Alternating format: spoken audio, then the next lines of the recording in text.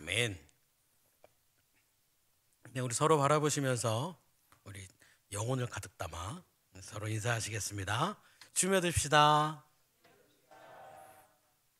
네, 영혼 담으신 거 맞죠? 우리 삶 속에 우리 주님이 스며들어서 날마다 하나님과 더욱 가까워지시기를 바랍니다. 하나님의 축복의 통로 본분을 잊고 살다가 또 자기가 하나님께 한 서원을 잊고 살다가 딸 디나가 아픔을 겪게 되고 아들들이 복수한다고 하나님의 선물인 할례를 이용합니다. 그리고 한 고을의 남자들을 다 죽여버렸습니다. 가정의 믿음의 리더인 아버지 야곱이 하나님과 함께하는 것을 잊어버리고 하나님께서 주신 사명을 잊어버리고 자기가 하나님께 서원한 것 역시 잊어버린 결과는 이렇게 처참했습니다. 하나님께서는 그런 야곱을 찾아오셨습니다. 그리고 이제 정신 차리고 이제 그만 정신 차려라. 그리고 날 만났던 네가 나에게 의지했고 나와 약속했었던 곳인 베델로 가라. 그렇게 말씀하셨습니다. 이 말씀을 듣고 야곱이 정신을 차렸어요. 그래서 모두에게 이방 신상을 버리고 정결하게 하고 의복을 고쳐 입고 가자. 우리 모두 베델로 가자. 이렇게 이야기합니다. 하나님보다 우선했던 것들을 버리고 하나님을 최우선으로 하고 하나님과 만날 만한 정결한 존재가 되자. 그리고 이제 온 마음을 하나님 우선하는 마음으로 고쳐 먹고 하나님과 함께하는 땅, 하나님의 음성을 듣고 하나님의 뜻을 알게 되는 곳인 베델로 가자. 자, 그렇게 마음을 고쳐 먹은 행동을 바꾼 야곱의 가정이 이제 아브라함과 이삭이 거주하던 곳에서 잘 지냅니다. 그런데 이 야곱이 너무 티나게 자녀를 차별했습니다. 아무래도 그 많은 부인들 중에 라헬이 가장 사랑했던 여인이다 보니 자녀들에게도 그것이 이어진 것 같습니다. 그래서 요셉을 너무 티나게 편애했습니다. 옷도 따로 입혔고요. 일하러 보낼 때도 다른 아들들만 보냅니다.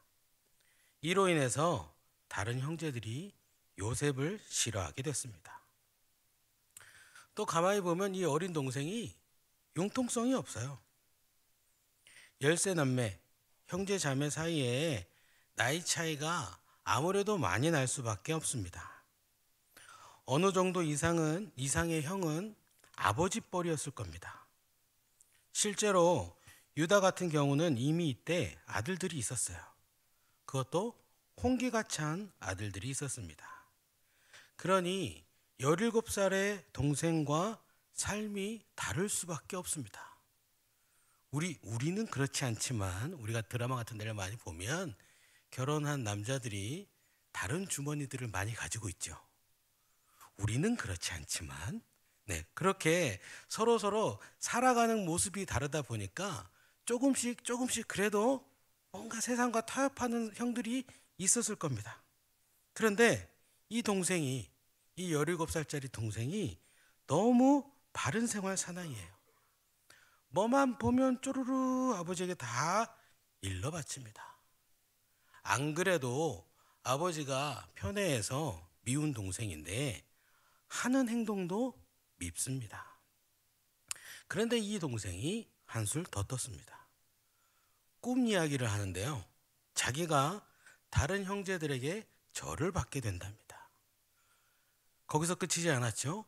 부모님도 자기에게 절을 한답니다. 즉 제일 막내는 아니지만 그래도 가장 꽤 제일로 어린 축에 속한 이 동생이 자기들을 다스리게 된다. 그렇게 말하고 있는 겁니다. 이 꿈 이야기를 듣고 형들은 완전히 요셉이 싫어졌습니다. 그 전에는 내가 더러워서 피한다. 아버지 때문에 어쩔 수 없지 뭐. 그래, 내가 참는다. 이런 식이었지만 이제는 보기도 싫어졌어요. 아버지만 아니면 해코지 하고 싶습니다. 그렇게까지 요셉을 향한 미움이 커졌습니다. 우리는 보통 이런 말씀을 나누면서 이런 야곱의 아들들의 상황을 보면서 자녀들을 편애하지 말아라, 하나님 마음으로 동등하게 사랑해라 등등의 이야기를 나누고는 했었습니다. 우리는 오늘 이 말씀을 통해 조금 다른 부분을 나눌 텐데요. 자, 요셉이 꿈을 꿨습니다. 어떤 꿈인가? 형제들과 곡식단을 묶었는데 다른 형제들의 곡식단이 요셉의 곡식단에 절을 했다 그러고 있습니다. 그리고 꿈을 또 꿨어요. 해와 달과 11별이 요셉에게 절을 했답니다.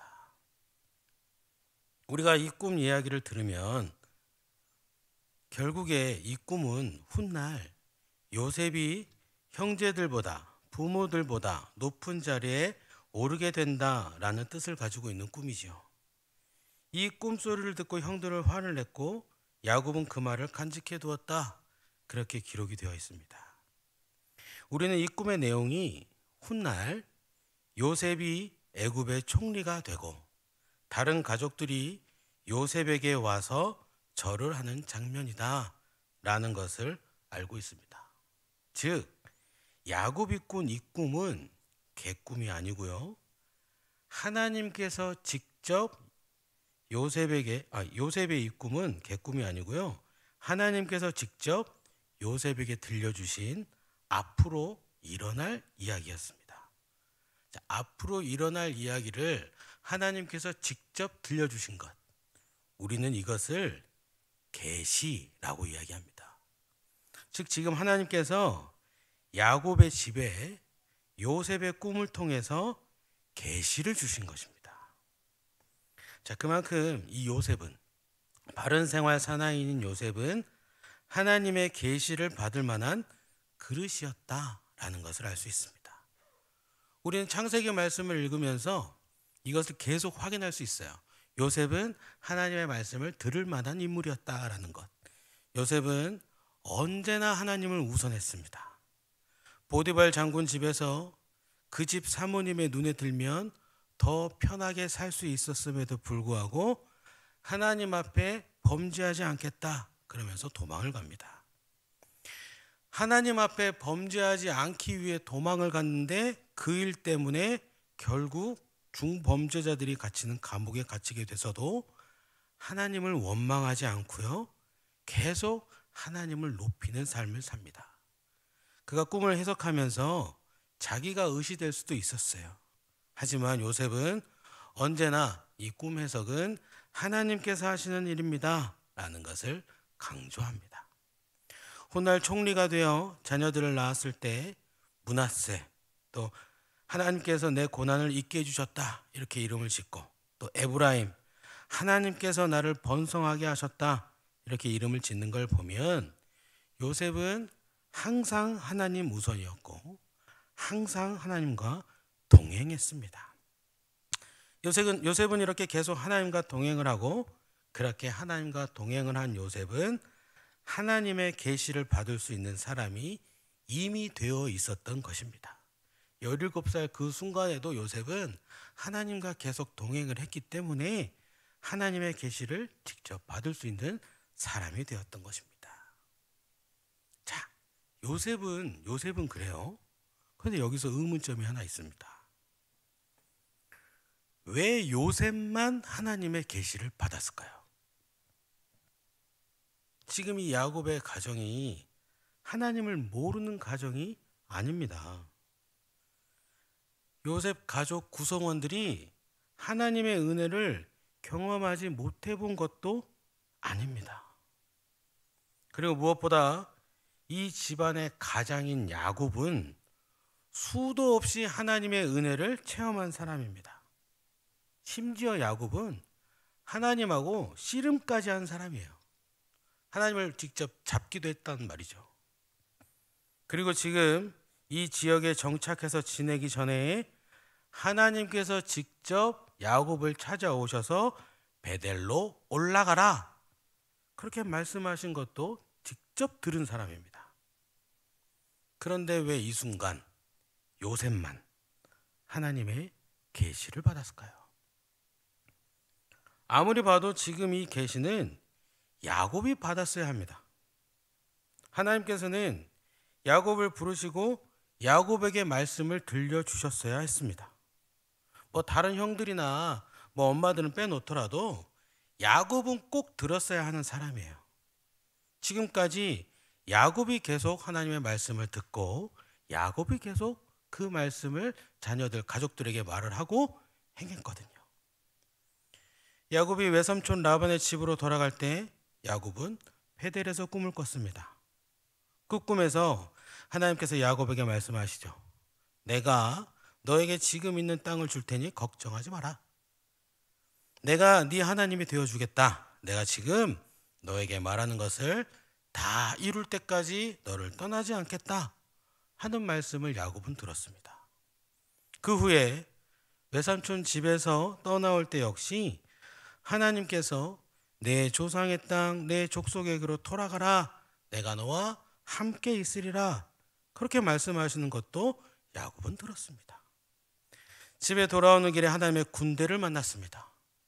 야복강을 건너기 전에 하나님을 대면했고 하나님과 씨름을 했고 하나님께로부터 이스라엘이라는 이름을 얻었습니다. 딸 디나 사건 이후 온 가정이 파탄났을 때 하나님께서 찾아와 베델로 올라가라 말씀하신 것도 야곱이 들었습니다.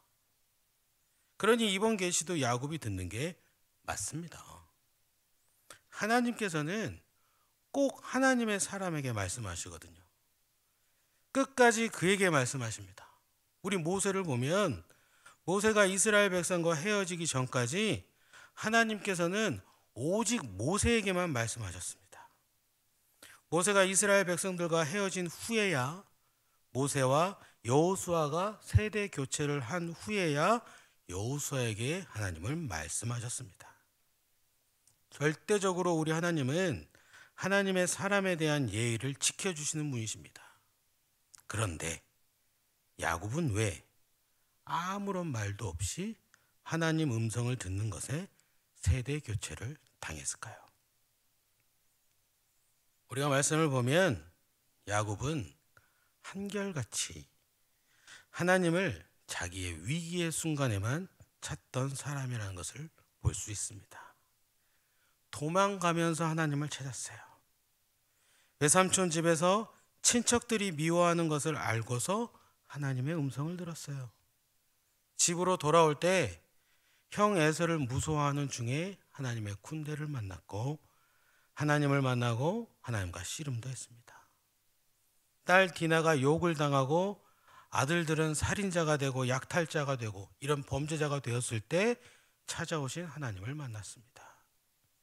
그리고 그 후에는 야곱이 하나님을 찾았다라는 기록이 없습니다. 도망해서 외삼촌 집에 잘 도착한 후에 하나님이 보호하사 잘 도망왔습니다. 하나님께 감사 예배를 드렸다는 말씀이 없습니다. 아버지 이삭이 리브가를 맞이하게 될 때 아브라함의 늙은 종은 하나님께서 순적하게 만나게 해주셨다고 하나님을 먼저 찬양했습니다. 그러나 야곱은 하나님께서 그 위험한 광야를 잘 지나게 해주셨는데 그리고 외삼촌 라반의 집으로 잘 가도록 인도해 주셨는데 하나님께 감사한 기록이 없습니다. 외삼촌 집에서 도망 나올 때 쫓아온 라반과의 갈등이 잘 해결됐을 때도 하나님께 예배드렸다라는 이야기는 없습니다.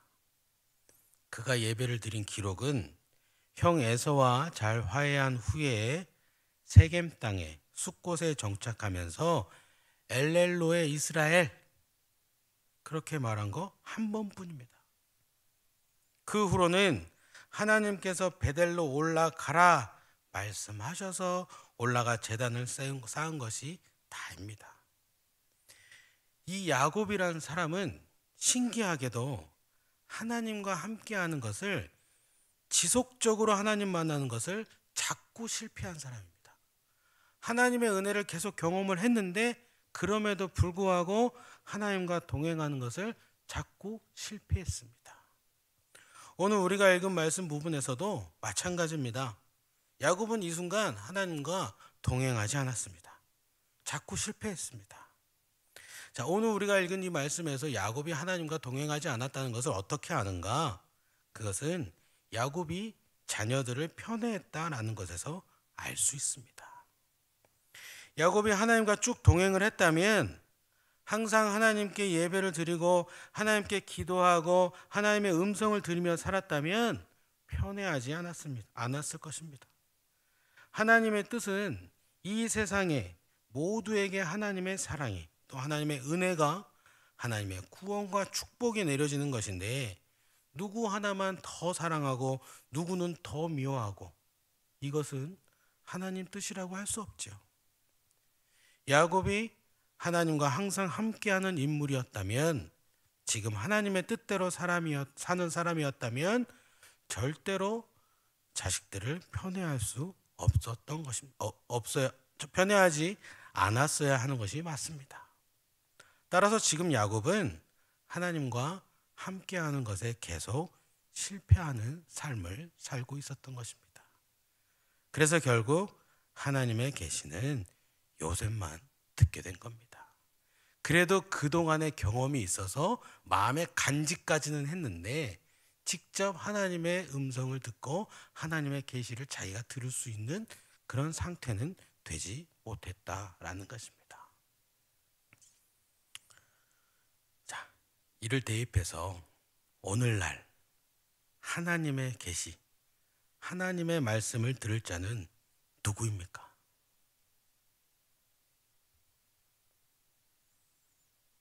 네, 다 지금 마음속으로 다 말씀하신 거죠? 바로 하나님의 백성인 우리 모두입니다. 할렐루야. 하나님의 백성은 오늘날 누가 들어야 되냐? 우리 모두가 들어야 되는 것입니다. 한번 여쭤보겠습니다. 우리 모두 하나님의 음성을 듣고 있습니까? 감사합니다. 역시 우리 교회는 최고예요. 하나님의 음성을 듣기 가장 좋은 장소, 가장 좋은 때가 어디이며 언제입니까? 바로 지금 예배를 드리는 순간이죠. 다시 한번 여쭙겠습니다. 지금 하나님의 음성 들으셨습니까? 듣고 계십니까? 우리 똑같이 예배를 드리는데 누구는 하나님의 은혜를 체험합니다. 특히 수련회 같은 이런 집회 때를 생각해 보면 누군가는 막 열심히 눈물 흘리며 방언 터뜨리며 하나님께 기도하는데 또 누군가는 구경만 하고 있거나 그냥 눈만 감고 있거나 할 때가 있습니다. 또 지난 집회에서는 지난 예배에서는 난 너무나 뜨겁게 많은 은혜를 받았는데 금년은 아무렇지도 않을 때가 있습니다. 하나님이 변했나요? 우리 하나님은 변하지 않으시죠? 하나님은 변함없는데 내가 변했습니다. 하나님께서는 분명히 동일한 은혜를 계속 부어주시는데 누구는 은혜를 체험하고 누구는 아무 느낌도 없고 누구는 하나님의 음성을 듣고 아멘 하고 집에 돌아가면서 신나고 기쁨 감사가 넘치고 돌아가는데 누구는 잘 잤다 하고 돌아가고 지난주는 엄청 뜨거웠는데 이번 주는 언제 끝나냐 빨리 집에 가면 오늘 왜 이렇게 설교가 기냐. 어떤 예배를 드리고 싶으십니까? 이왕에 드리는 예배에 기왕에 지금까지 시간도 냈고 여기까지 오기도 했는데 하나님 만나는 게 더 좋지 않겠습니까? 하나님의 음성을 듣고 하나님의 뜻을 알고 내가 어떻게 살아가야 하는가, 하나님은 나에게 무엇을 원하고 계시는가, 그것을 알면 더 좋지 않겠습니까? 예배 드리는 시간만 반짝하고 돌아가서 한 번도 하나님 생각 안 하다가 또 버릇처럼 습관처럼 왔다가 갔다 하지 말고요. 진정으로 하나님 만나는 것을 기대하고 예배 드리시기 바랍니다. 바로 그때 우리는 모두 하나님의 계시를 들은 요셉처럼 하나님의 음성을 듣게 될 것입니다. 특별히 이 사순절을 보내면서 더욱 매일매일 하나님 만나기 위해 시간을 투자하시기 바랍니다. 집에서도 하나님 말씀 보셔야 되고요. 내가 속한 모든 곳에서 하나님 만나기 위해서 하나님 오늘도 이 삶의 터전에 오게 해주셔서 감사합니다. 오늘도 함께 해주신 하나님 체험하게 해주셔서 감사합니다. 우리 입술에 이런 고백이 넘쳐났으면 좋겠습니다. 하나님과 함께하는 거, 하나님과 동행하는 삶을 살아가시기 바랍니다. 그렇게 예배를 통해 하나님 만나고 삶 속에서 하나님과 함께하는 저와 여러분이 되기를, 그래서 하나님의 음성을, 하나님의 말씀을 듣고 그대로 살아가는 우리 모두가 되기를 주님의 이름으로 축원합니다.